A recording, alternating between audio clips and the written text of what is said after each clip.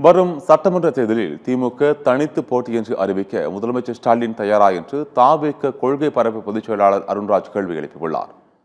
தமிழக வெற்றிக் கழகத்தின் தேர்தல் அறிக்கை குழுவின் வடக்கு மண்டல கருத்து கேட்பு கூட்டம் அக்கட்சியின் கொள்கை பரப்பு பொதுச் செயலாளர் அருண்ராஜ் தலைமையில் நடைபெற்றது.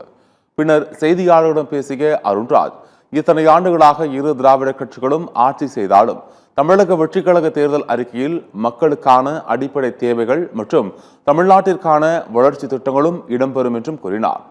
மேலும் இதுவரை நடைபெற்ற தேர்தல்களில் திமுக வெற்றி பெற்றதற்கு காரணம் பணபலம், ஆள்பலம்தான் என்றும் அவர் விமர்சித்தார்.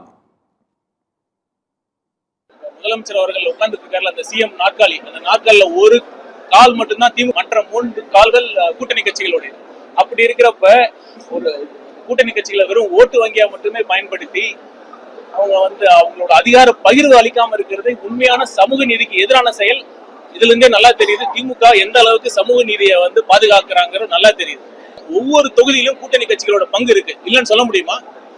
ஒருவேளை ஆட்சியில பங்கு தர முடியாதுன்னா சிஎம் அவர்கள் என்ன சொல்லணும், திமுக தனிச்சு போட்டியிடுவோம் அப்படின்னு சொல்ல முடியுமா? அது சொல்லட்டும். அப்படி சொல்லிட்டு திமுக தனித்து போட்டின்னு சொல்லிட்டு ஆட்சியில பங்கு இல்லைன்னு சொல்லட்டும்.